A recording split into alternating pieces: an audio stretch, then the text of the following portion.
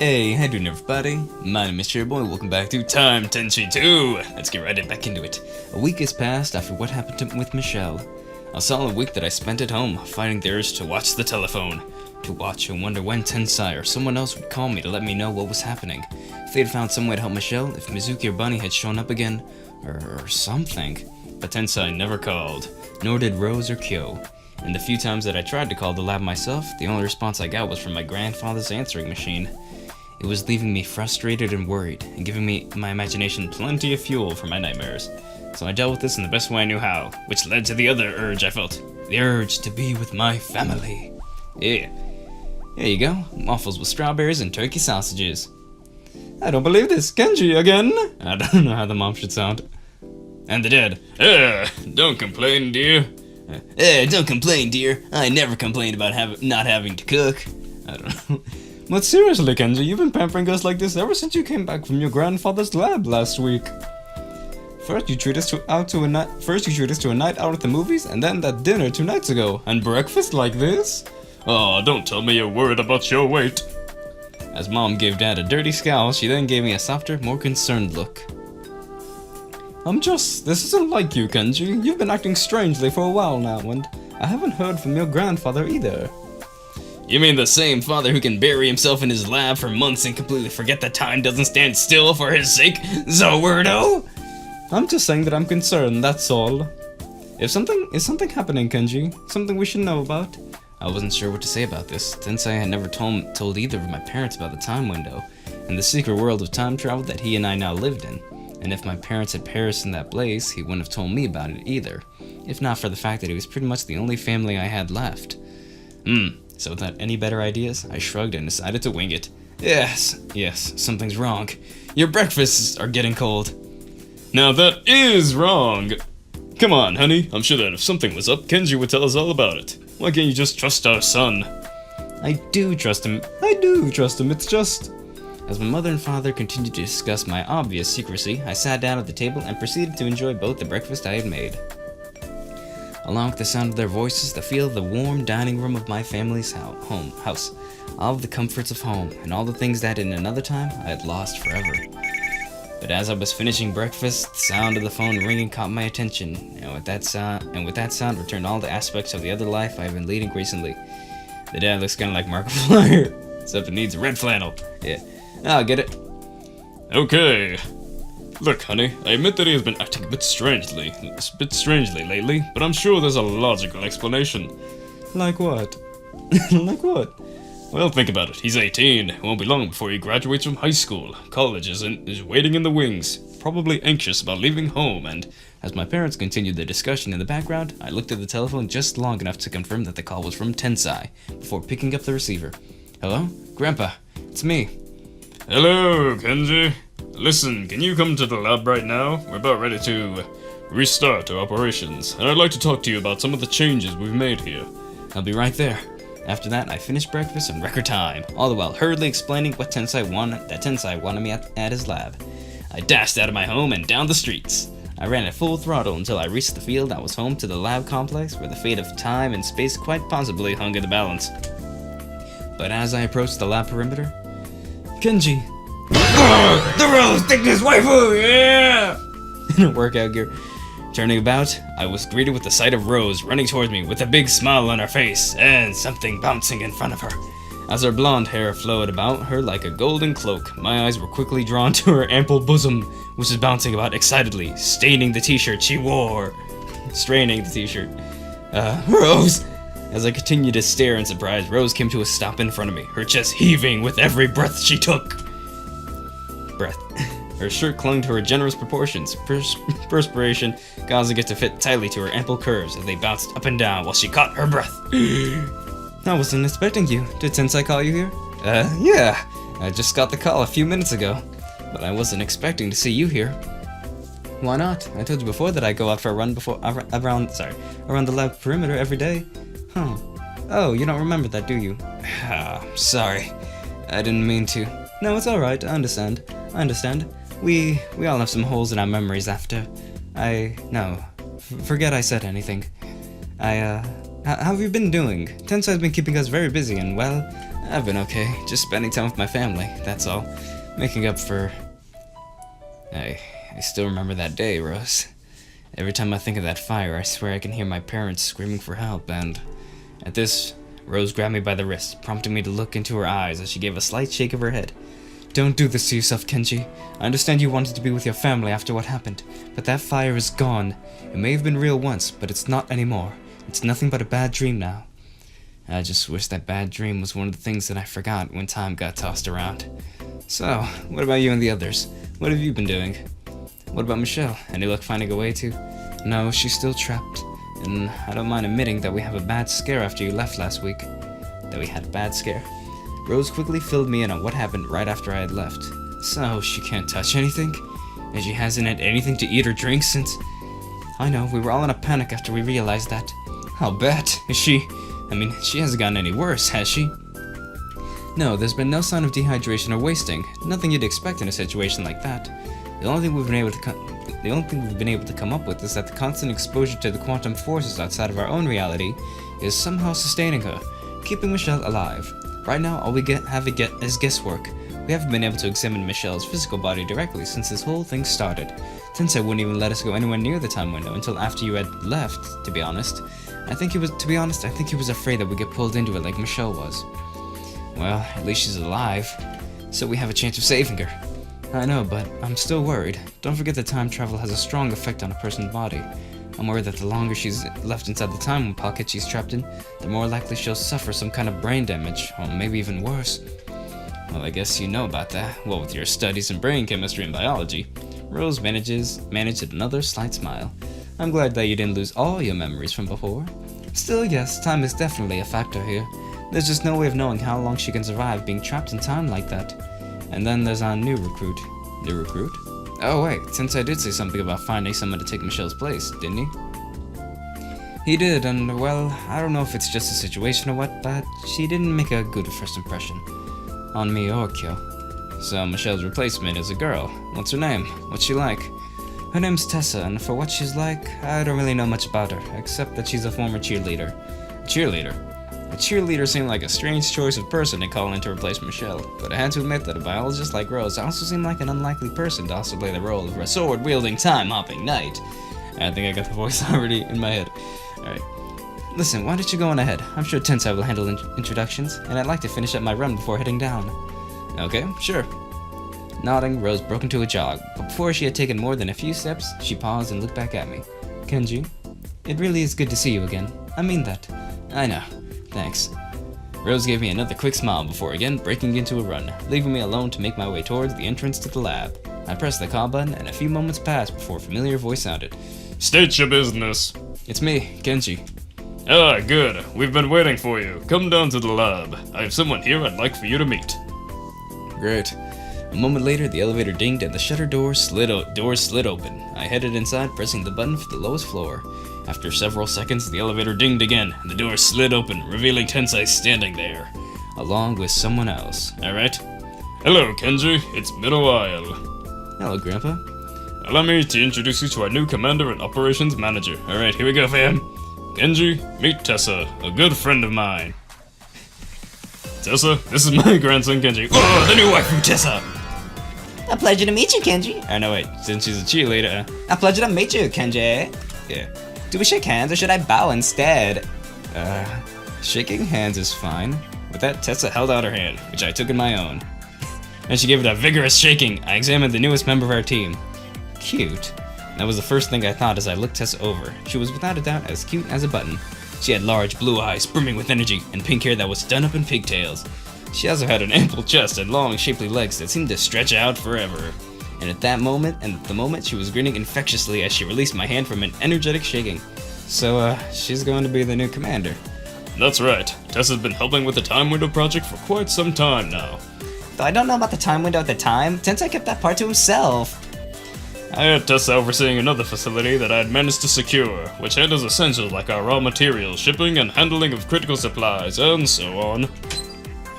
Basically, she'd been making certain that our operations and the things needed to keep it going remain under the radar of the government.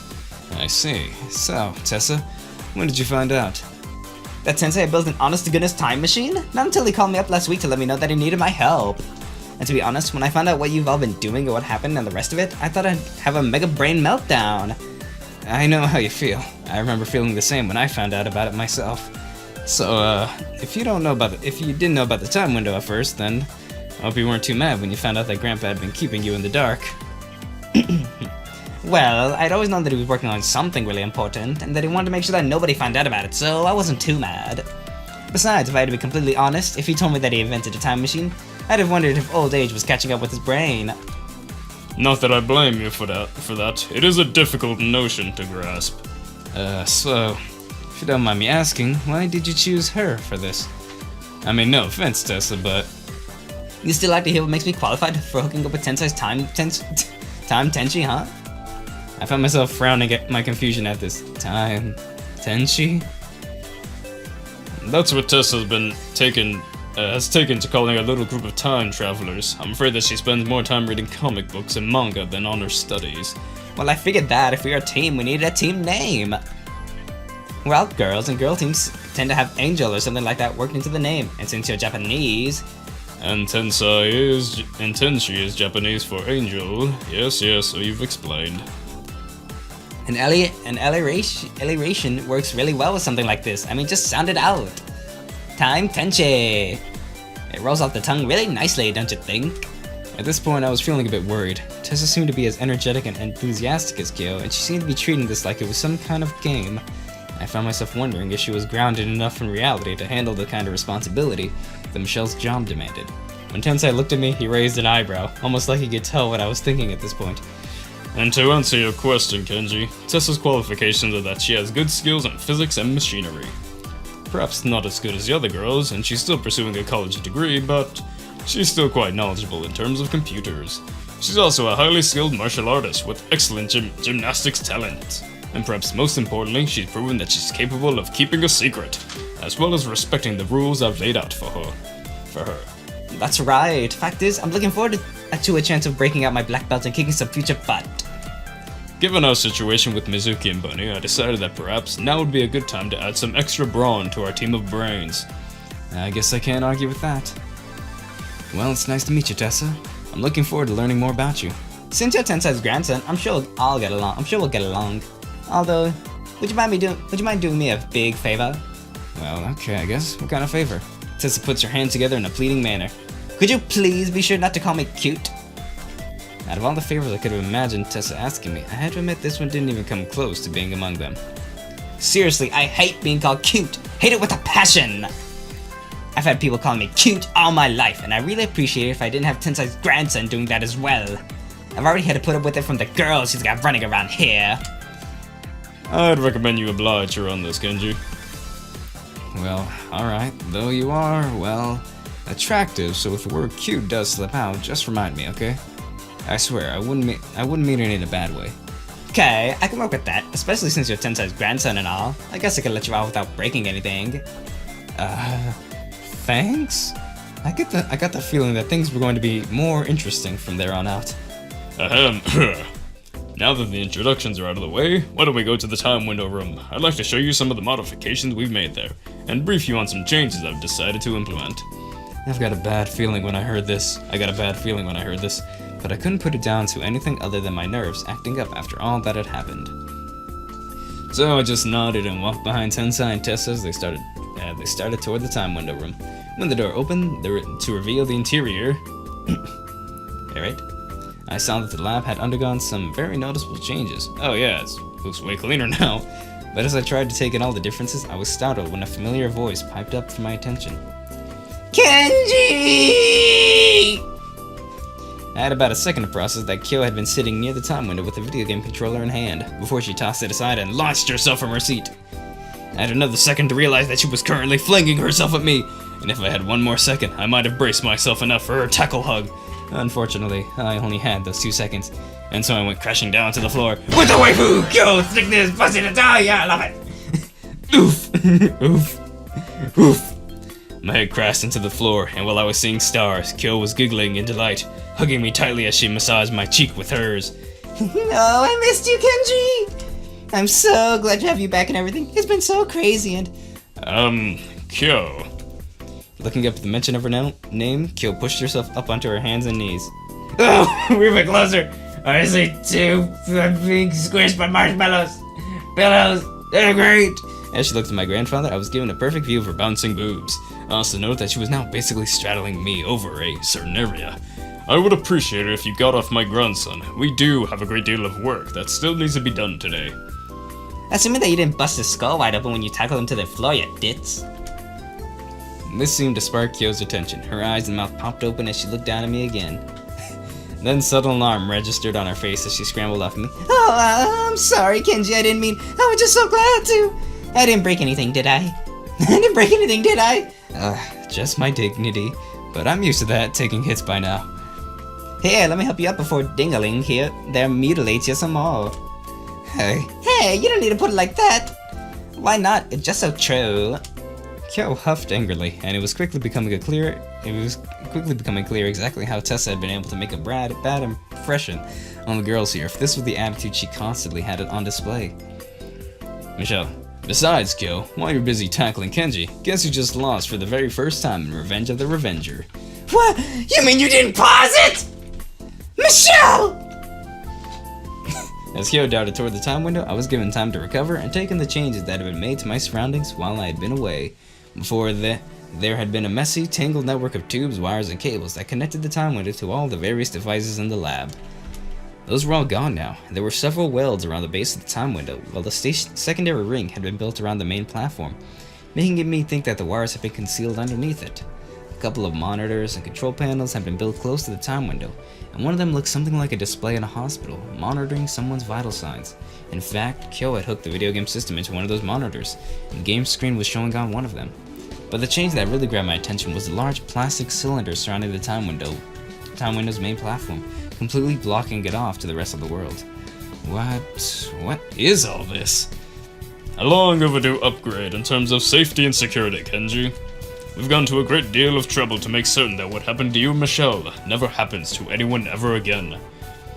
It's a plexiglass shield, Kenji. Gramps and the others set it up so that we can raise it up whenever we decide to use the time window. If we'd had something like this in place before, I might not be where I am now, wherever that is. It's plexiglass, Ken. Ugh, I can call you Ken, can't I? Anyway, I found it on sale after some big aquarium got shut down. It and several spares, all at a huge discount, and we kept it lowered whenever the time window's not actually being used. So the next time Tensai's brainchild decides to try to fire it up so they can snack on somebody else, it'll just have to go hungry. I frowned a bit as I looked between Michelle and Tessa. Michelle just told me about it being plexiglass and, you know. Oh, she did? Did you mention that I'm the one who found all this hardware? Now I'm just getting even more confused. Tessa can't see or hear Michelle, Kenji. Since she's never traveled through time, she's never absorbed any of the quantum energies that flow through the time stream. And since what you see of Michelle is essentially a quantum energy construct being projected by the time window... Okay, but if that's the case, then how can you see and hear her? You've never been through the time window either. That's a good question, Kenji. I've wondered about that on and off myself. Just plot. And the only thing I can come up with is that when the time window is active, it releases quantum emissions into our dimension. Yeah, that makes sense. Not nearly as much as those encounters while actually time traveling, but since I've been working at the time window for over 2 years, perhaps there's been enough cumulative exposure to allow me to perceive Michelle as well. Don't forget that there's still a great deal we don't know about time travel, Kenji. We've only just begun to scratch the surface of this new world of science. And so, there's still a good deal that we don't understand and can't predict. Which is one of the things that makes time travel so potentially hazardous. I wondered if Grandpa had come to regret building the time window in the first place. Who knows? Okay, Michelle, let's try that again, and this time I won't let myself get distracted. I don't think I'll take a pass on you beating me again at this thing. Don't get me wrong, I appreciate the distraction, but getting my butt handed to me over and over again is not the best distraction I could have. I can relate to that, but Michelle, how can you play a game anyway? I thought that... Gramps and the others modify the time window. Gramps and the others modify the time window so I can control all of its systems, even while I'm stuck like this. On top of that, I can also work any machine that's linked to the time window. So even though I'm trapped, I can at least watch movies, play video games. And she can still control the time window and do her old job. So it's not like we need anybody to replace her. It was clear that tensions and bad blood had been rising steadily in my absence. Hey, relax, Kyo. Just because I can still work the machines doesn't mean there's any substitute for having a warm body to handle things here, just in case there's a malfunction. And we do need someone here to work all the manual overrides you've all installed, just in case of a system failure. In case you're wondering, Tessa, Michelle just endorsed you filling in for her. While Tessa was making a noise of comprehension, I looked back at Michelle. Yeah. Okay. Yeah! I guess. What about you, Michelle? How are you holding up? So, about as well as can be expected, I guess. I mean, it helps having stuff hooked into the time window, but staring at these same walls day in and day out. And I have to admit, it really feels weird not having to eat or sleep or anything like that. I nodded my understandings, and watched as Michelle solemnly lowered her eyes and folded her arms under her chest. And despite everything, I found my eyes drawn to her voluptuous body. 2 mammoth curs bulged from her chest, so huge that they were larger than her head. Looked like 2 heads. The skimpy time suit she wore hardly kept her massive bust in check, and I couldn't help but wonder how much strain the fabric could... Wait a sec. How'd you get in the suit? If she was... Right? Wait, no, was she in her normal suit before she got taken in? Okay. Time suit. He realized it too. Time suit. Wait a second. And what are you looking at? Don't think I didn't notice you staring at them, you perv. Michelle flashed me a mischievous smile before inhaling deeply and thrusting out her chest towards me. Oh my god, they got bigger! I could have sworn I heard her outfit creaking as her tremendous breast strained to break free of the clothing's restriction. Well, I guess I don't mind you staring after all. The girls are kind of hard to miss these days. Yes, the thickness. Michelle then did a provocative twirl, and her hair flowing about her like a cloak and giving me a perfect view of her shapely rear. The booty! Just remember, you can look, but you can't touch. Although her voice had started off as teasing, Michelle's voice suddenly gave out like her last few words that had reminded her of the situation she was in. Sorry about that. No, that isn't it. It's just, I noticed that you're wearing your time suit, but when... Oh, I get it. Yeah, we didn't notice it until after you left, but for some reason, even though Michelle was wearing her own regular clothes, well, when that happened, the time window still shows her as wearing her time suit. We don't really get why.